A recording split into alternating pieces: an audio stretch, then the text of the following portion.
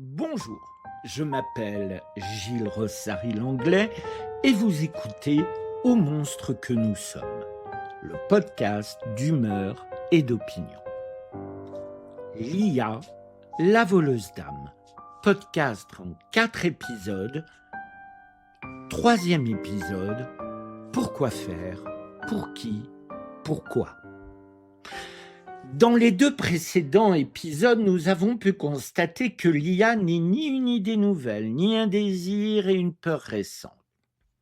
Que malgré ce que nous serions enclins à imaginer, nous avons toujours le contrôle sur cette technologie. Cependant, cette innovation n'est pas sans danger actuel et à venir. En premier lieu, je veux de nouveau préciser que je ne vais pas ici aborder la complexe et réelle question de la pollution qu'entraîne l'intelligence artificielle. Ce simple point mériterait un moratoire quant à son utilisation. Mais comme les questions écologiques ne sont visiblement pas des sujets qui interpellent les GAFAM, nous éluderons cet angle. Or, les problématiques autour de l'IA ne manquent pas, et il me semble que l'une des plus importantes est les modifications profondes dans ce qui nous fait faire société. D'un point de vue sociologique, l'IA est un agent de transformation radicale. Elle remodèle, par exemple, le marché du travail en automatisant des tâches. Ici, même le tertiaire est affecté. Concrètement, cela veut dire que des professions qui se croyaient à l'abri des impacts négatifs du modernisme sont touchées.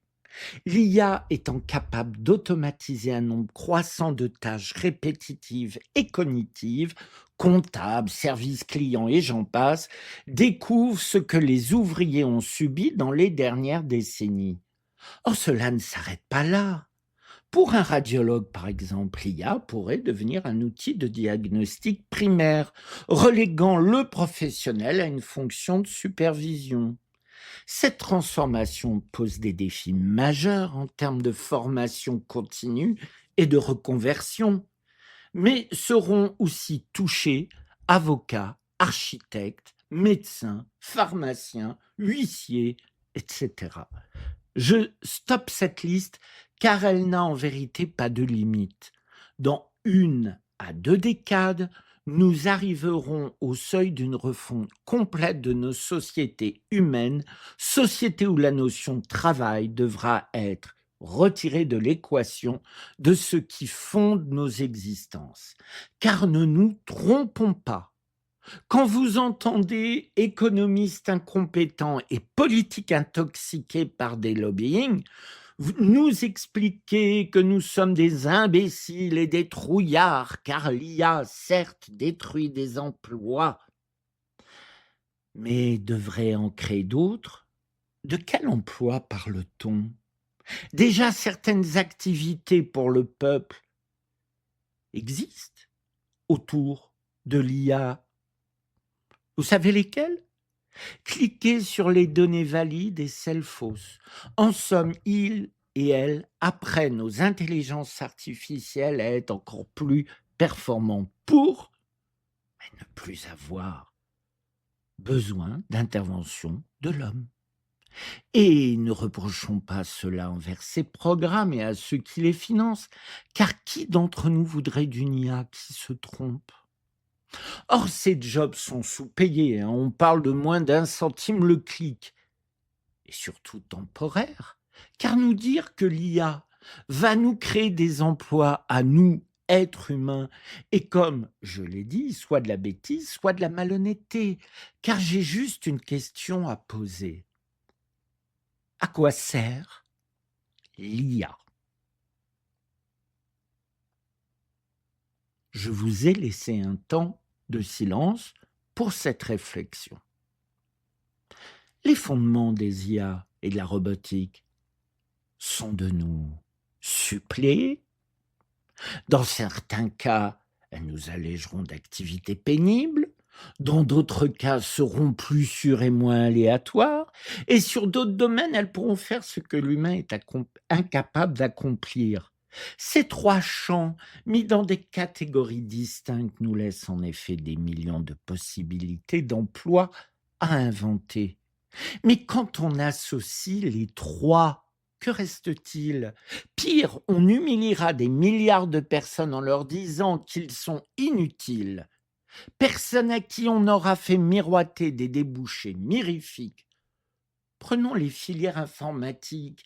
Le codage, par exemple, on pousse étudiants chômeurs handicapés et j'en passe à se former dans ce domaine. Mais dans moins de 10 ans, ce métier va disparaître, l'IA devenant bien supérieure quant à coder et capable de créer des programmes ex nihilo, simplement à partir d'envies formulées par les humains.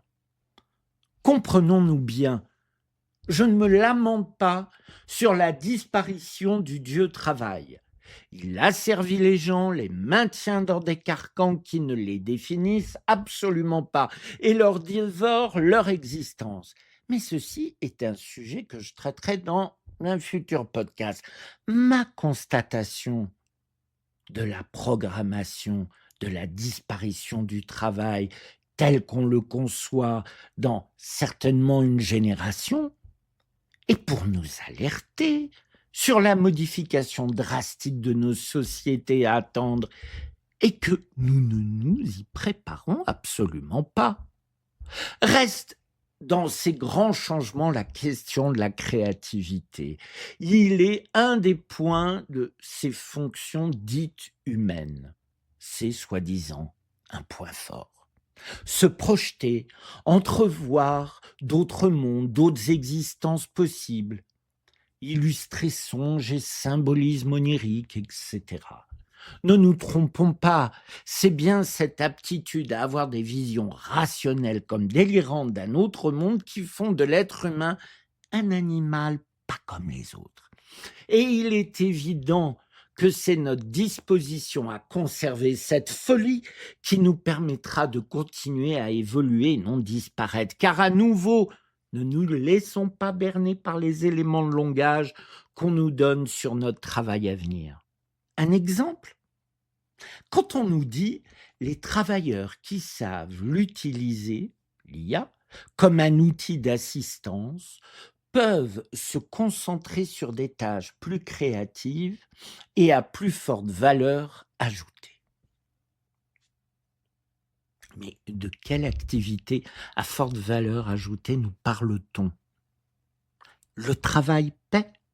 Depuis l'avènement du libéralisme économique, tous, je dis bien tous, les économistes sérieux expliquent que maintenant le travail ne paie plus et que l'enrichissement vient de l'héritage et de l'actionnariat. Partout, les mises en concurrence mondiale servent à casser les minimums salariaux. Et quel métier à forte valeur ajoutée reste-t-il?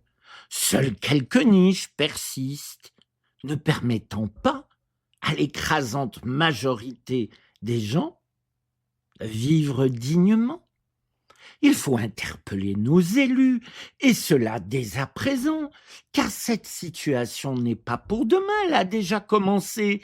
L'IA va soit être l'occasion de changer nos sociétés vers l'avènement de la disparition, de la pauvreté, soit on est en train d'assister en direct aux dirigeants coupant la branche sur laquelle ils sont assis. Et lorsqu'ils chuteront, je vous parie que nous ne les attendrons pas avec des coussins pour les réceptionner, mais bien des fourches et des brasiers. Car entre maintenant et leur chute, combien de personnes auront dû vivre l'enfer ?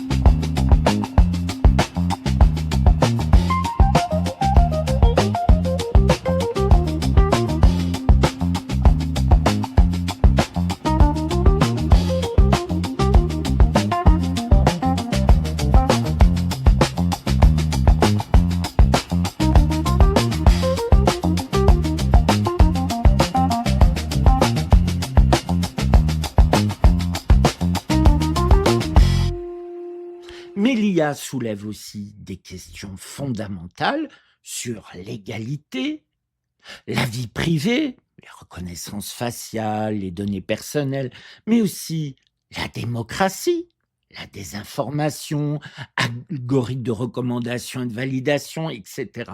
L'histoire nous apprend que chaque avancée technologique remet en question l'équilibre social. Mais l'IA, par son potentiel de reproduction de l'intelligence, pose la question ultime.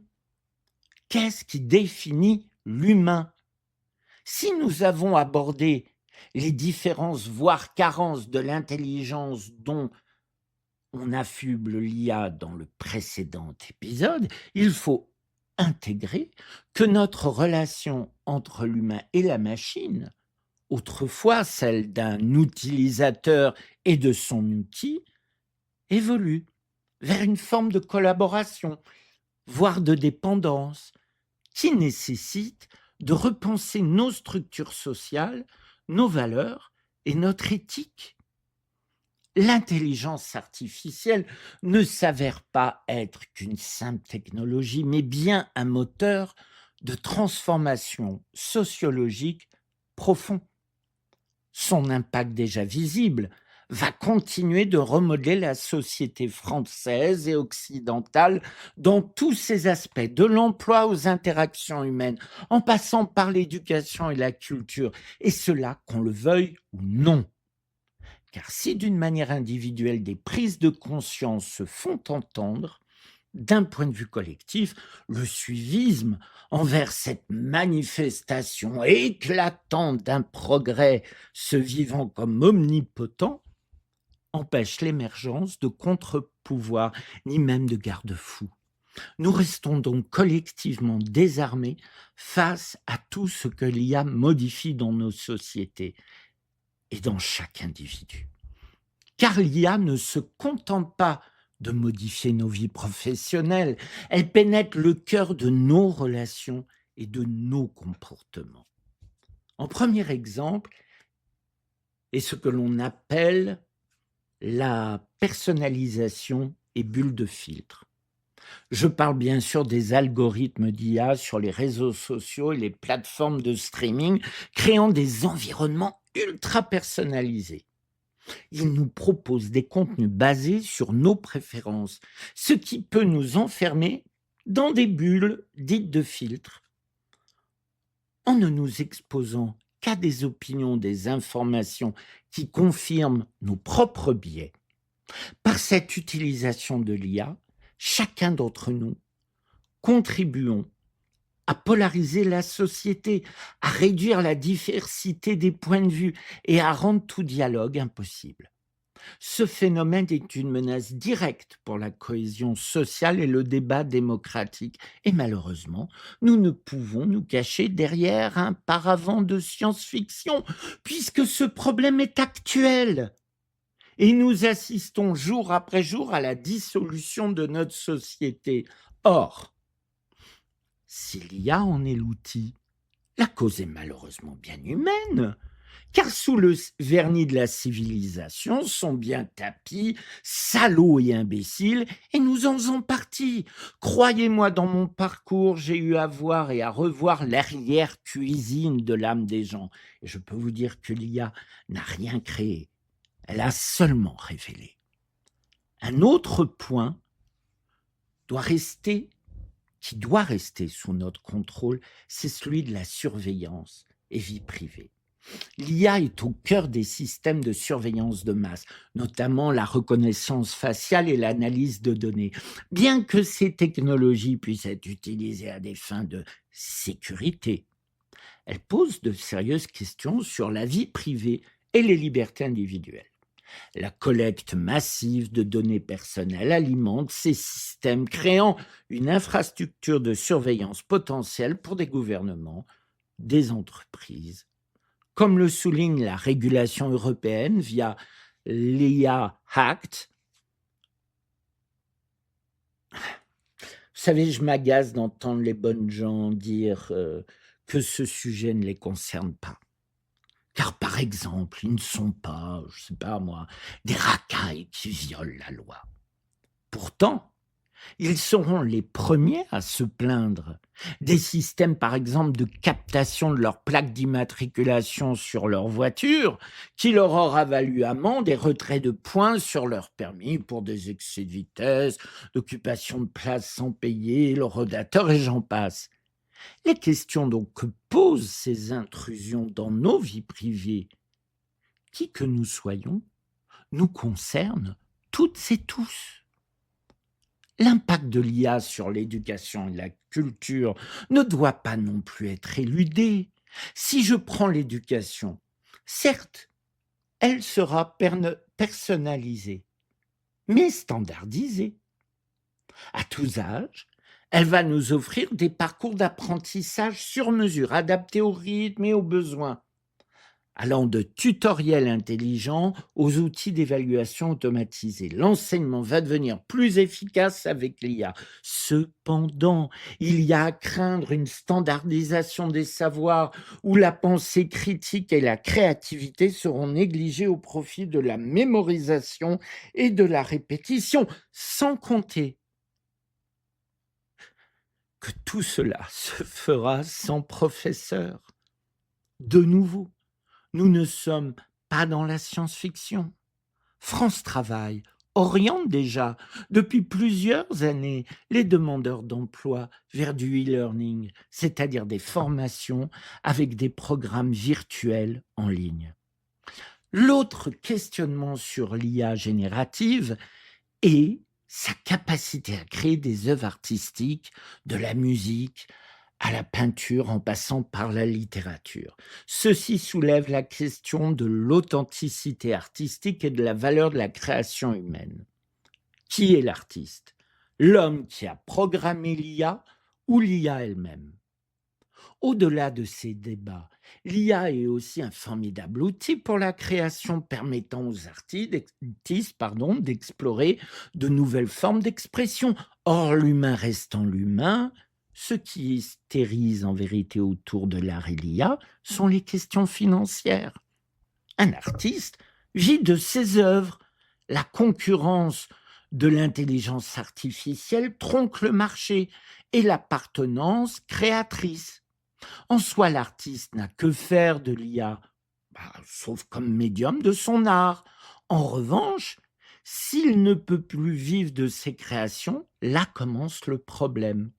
Mais on voit ici le parfait exemple du grand n'importe quoi autour de ces questions.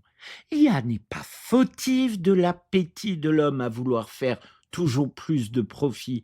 Et pourtant, on oppose sans vergogne les artistes à l'IA. Les interactions problématiques et celles pouvant nous confronter à des questionnements dépassant nos simples liens avec l'intelligence artificielle sera l'horizon du prochain et dernier épisode de ce podcast consacré à l'IA. Je m'appelle Gilles Rossary-Langlais et vous venez d'écouter Pourquoi faire, pour qui, pourquoi. 3e épisode de l'IA, la voleuse d'âme. Podcast en 4 parties. Aux monstres que nous sommes, le podcast d'humeur et d'opinion. Tous mes remerciements à vous qui écoutez mes podcasts et n'oubliez pas de les partager, liker et parlez-en autour de vous. Merci pour la photo originale à Laurent d'Oliveira.